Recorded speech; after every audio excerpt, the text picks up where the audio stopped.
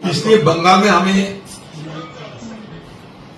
जिस तरह की अराजक स्थिति की सामना करना पड़ रहे हैं, चाहे चुनाव हो या चुनाव ना हो।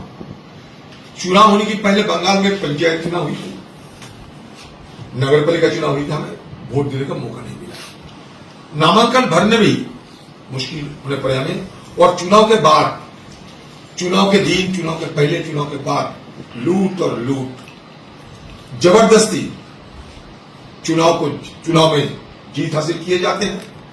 और उसके बाद पंचायत गठन करने के लिए भी इस तरीके की दहशत बंगाल की रीति रिवाज बन चुके हैं। और जिस दिन ये लोकसभा चुनाव हुई थी, उस समय भी, उसके पहले भी, ये जो दहशतगर्द, ये बंगाल में बिल्कुल इसी तरह ही थी। चुनाव के दिन हो सकते कोई केंद्रीय बाहिनी की जो फोर्स, सेंट्रल फोर्स से तैनाती चलते कुछ जगह वोट जरूर हुई थी, लेकिन ये हम दावे के साथ नहीं कह सकते कि बंगाल में हर जगह चुनाव शांतिपूर्ण तरीके से हुआ था। ये नहीं, बंगाल में हर जगह शांतिपूर्ण तरीके से चुनाव नहीं हुआ था, इसलिए कि चुनाव के दिन जिस तरीके की हिंसा और दहशतगर्द की माहौल बंगाल में पैदा हुआ था, ये सारे आपका कैमरे के अंदर ही है। अच्छा, चुनाव खत्म होने के बाद जितने सारे सीट जीत हासिल कर चुके हैं, फिर भी दहशतगर्द करने के लिए उनका कोई रोकथाम नहीं दिखते। जहां जहां विपक्ष लोगों की कोई नुमाइंदे होते हैं, चाहे पंचायत लेवल पे, ये नगर पालिका लेवल पे, जबरदस्ती उनको पार्टी में शामिल किया जाता। पुलिस से डरा के, धमका के, मार के, पीट के, लालच दिखा के चलते रहते हैं। यही कोई बात अगर नहीं सुनते तो उनकी मौत की घाट उतर जाते हैं, जैसे कि जलपाईगुड़ी में घटना घटी। हमारे पार्टी के वर्कर पैर में बांध कर उनको जिस तरह बेरहमी से पीटते पीटते उनको हत्या किए गए, ये सारे आपका निगाह में है। ये बंगाल में कोने कोने में इस तरह की दहशतगर्द की तस्वीर रोजाना हमें, आपको, सबको मिलता है।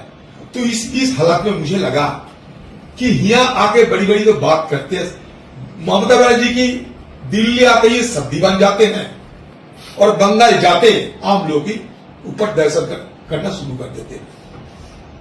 She is playing saint in Delhi, but actually हर party is playing devil in Bengal. जब दिल्ली आती है ममता बनर्जी स्वाधी बन जाती है, कलकत्ता उतरते ही उनका अपना रूप निकल जाते हैं। और इसका गवाह सारे बंगाल की रोजाना जो घट रहे हैं बंगाल में कोने कोने में, इसमें ये सख्त जारी होते हैं। পাচ্ছে না, চেষ্টা করছে রাহুল গান্ধীর উত্থান ঠেকানোর জন্য। উনি নিজের পাশে আরেকটা চেষ্টা করছেন যে আমি যা বলি দেখো বিরোধীরা তা শুনে চলে, সেটা দিয়ে চেষ্টা করছেন, পারছেন না। এটা কিছু না, মনে প্রাণে জানে রাহুল গান্ধীর জাতীয় মঞ্চে উত্থান মমতা ব্যানার্জির না পছন্দ, মমতা ব্যানার্জি পছন্দ করছেন না।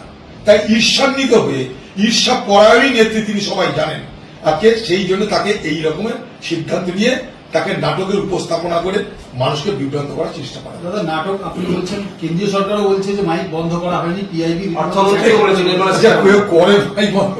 এটা পাগল ছাগল যদি বলে আমরা কি করতে পারি? একটা মুখ্যমন্ত্রীকে ডেকে কেউ মাইক বন্ধ করতে পারে? আর সবকিছু ভিডিও রেকর্ডিং আছে, ওখানে যা কিছু আছে সে ভিডিও বার করলে পাওয়া যাবে। তিনি তার জন্য সুপ্রিম কোর্ট খোলা আছে, তার জন্য তার মঞ্চ খোলা আছে, তিনি অবস্থানে বসতে পারেন, অনশনে বসতে পারেন, বাংলা মানুষকে ডাকতে পারেন যে আমি বিড়ম্বনা বাংলার, আমি বাংলার ঈর্ষা পরায়ণী এক নেত্রী, দেখো আমি দিল্লিতে এলাম, আমাকে বলতে দেওয়া হলো না, মাইক বন্ধ করে দেওয়া হলো। কখনো বলতে পারে ঘাট ঢাকা দিয়ে বার করে দিল, অনেক কিছু বলতে পারে। বলার সময় তিনি নিজেকে সেভাবে উপস্থাপনাও করতে পারেন, এটা তার নিশ্চয়ই ক্যারিয়ারের মধ্যে পড়ে, অনেক তার ক্যারিয়ার সেই লাইনে। একটা অন্য মালদাকে মিলিয়ে নিশিকান্ত দুবে পার্লামেন্টে এটা বলেছেন, সেটাকে তিনি সমর্থন জানিয়েছে। দেখুন, কে কোথায় ব্যক্তিগত কি বলছে আমি জানি না। আপনি সেই জেলায় মানুষ, না, কে কোথায় ব্যক্তিগত ভাবে কি বলছে আমার জানা নাই। এই সমস্ত অবান্তর দাবিকে সমর্থন করতে পারে না। কে কোন ব্যক্তিগতভাবে পার্লামেন্টে কি বললো, কে কোন ব্যক্তিগতভাবে বাজারে কি বললো, তার জন্য আমাদেরকে সমর্থন করতে হবে, হ্যাঁ বলতে হবে, এটা কোনো কথা না। মুর্শিদাবাদ জেলায়, হ্যাঁ, সংখ্যা লঘু মানুষ বলতে যা বোঝায়, অর্থাৎ মুসলমান কমিউনিটি বলতে যা বোঝায়, সেটা মুর্শিদাবাদ জেলায় তার সংখ্যাধিক্য, অর্থাৎ তার সংখ্যা আজ থেকে নয়, স্বাধীনতার আগে থেকে বরাবর সেখানে বিরাজ আছে। মুর্শিদাবাদ তাই স্বাধীনতার পর দুদিন পরে সেখানে স্বাধীন হয়েছে, কারণ মুর্শিদাবাদ পাকিস্তানে চলে যাওয়ার ব্যবস্থা হয়েছিল। তো সেখানে মুসলিম জনগোষ্ঠী আজকে নয়, সারা জীবন ধরে সেখানে বেশি, নতুন করে এটা আবিষ্কারের কিছু নেই। মালদাতে মুসলিম জনগোষ্ঠী এরকম, আজকে নতুন কিছু আবিষ্কার নাই এগুলো। অতএব এই সমস্ত অবান্তর কথা কে বোঝে যায় না, কেন বোঝে যায় না, এগুলোকে সমর্থন করার কোনো প্রশ্ন ওঠে বলে আমি মনে করি না। দেখুন, সারা বাংলায় এই মুহূর্তে আপনাকে বলে রাখি, সারা বাংলা জুড়ে এক ভয়ঙ্কর লুট হচ্ছে, সেটা হচ্ছে জমি। মানে গ্রামে গ্রামে এখন এমন অবস্থা তৈরি হয়েছে, মানুষ তার নিজের জমি রক্ষার জন্য যেমন ফসল পাহারা দেয়, আম জাম লিচু ধান পাহারা দেয়, তেমন করে মানুষকে তার নিজের জমি রক্ষা করার জন্য পাহারা দিতে হচ্ছে। কারণ পশ্চিমবঙ্গের প্রত্যেকটা জেলার যে ভূমি দপ্তর, যেটাকে আমরা বলি BLRO, ল্যান্ড যে দপ্তর, ভূমি দপ্তর যেটা BLRO, block land reform development authority, এই যে দপ্তর BLRO, সারা পশ্চিমবঙ্গের প্রত্যেকটা জেলায় BLRO SLRO, সেখানটায় এই মুহূর্তে সব থেকে বেশি দুর্নীতি হচ্ছে। কারণ বলি আপনাদেরকে, মনে করুন গ্রামে গ্রামে পঞ্চায়েতের চুরি, যেহেতু সেখানকার ডাইরেক্ট বেনিফিট ট্রান্সফার প্রোগ্রাম শুরু হয়েছে, ডিবিটি প্রক্রিয়া, ফলে অনেক মানুষ নিজের ডাইরেক্ট পাচ্ছে টাকা। ফলে গ্রামে গ্রামে পঞ্চায়েতের যারা নেতা মাথা বা তৃণমূলের নেতা মাথা, তাদের ধান্দা কিন্তু কিছু কমে যাচ্ছে। ফলে এখন ধান্দার নতুন জায়গা কোথায়? কয়লা ব্যাংকও সেখানে প্রবলেম হচ্ছে, গরু পাচার সেখানে তো প্রবলেম হচ্ছে। নতুন ধান্দার জায়গা হচ্ছে জমি। আপনার জমি আপনি নিজেই জানেন না কখন সেটা বেহাত হয়ে যাচ্ছে। এইভাবে পশ্চিমবঙ্গের জমির কনভার্সন ভয়ঙ্কর হয়ে চলছে। এইগুলি এক একটা উদাহরণ আপনারা দেখে জানি না, এটা কিন্তু ব্যাপকভাবে চলছে, ব্যাপক মানে ব্যাপকভাবে। তার জন্য বাংলার মুখ্যমন্ত্রীকে কথা বলতে হয়েছে যে জমির নামে ঘুঘুর বাসা চলছে, ভূমি দপ্তরগুলো ঘুঘুর বাসা, এটা আমি না, মুখ্যমন্ত্রীকে বলতে হয়েছে। আমি নিজে জানি এগুলো। মনে করুন কোনো বাড়িতে আপনি হয়তো দিল্লিতে চাকরি করছেন, আপনার মা আপনার গ্রামের বাড়িতে আছে, তার হয়তো বয়স হয়ে গেছে, আপনি সবসময় যেতে পারছেন না, সে তাকে তার জমিটা রাতারাতি বেহাত করে নিচ্ছে, বদলে নিচ্ছে দলিল, সমস্ত ফর্জ ডকুমেন্ট দিয়ে, মিথ্যা সমস্ত ডকুমেন্ট দিয়ে। এইবার যখন আপনি জানতে পারছেন, তখন দেখছেন আপনি বিপদে পড়ে যাবো।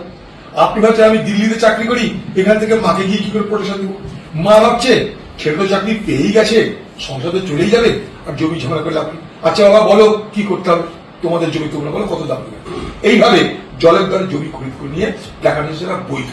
আপনি জমি বিক্রি করতে চাইছেন না, কিন্তু আপনাকে বাধ্য করা হবে। যদি বাধ্য না হন আপনি, জমি আপনার কিনে নেওয়া হবে। বড় অদ্ভুত চলছে। তার সঙ্গে যেটা জলা জমি, সেটাকে ব্যবসায়ী জমিতে কমার্শিয়াল কনভার্সন হয়ে যাচ্ছে। মানে কোন জমির ক্যারেক্টার দিনে রাতে চেঞ্জ হয়ে যাচ্ছে, সকালে যাচ্ছে রাতে চাচ্ছে। এখন পশ্চিমবঙ্গে কটা নদী আছে, সেই নদীগুলো বাঁচবে কিনা সেটা দেখতে হবে, বাকি খাল বিল জমি জমি আর বাঁচবো না।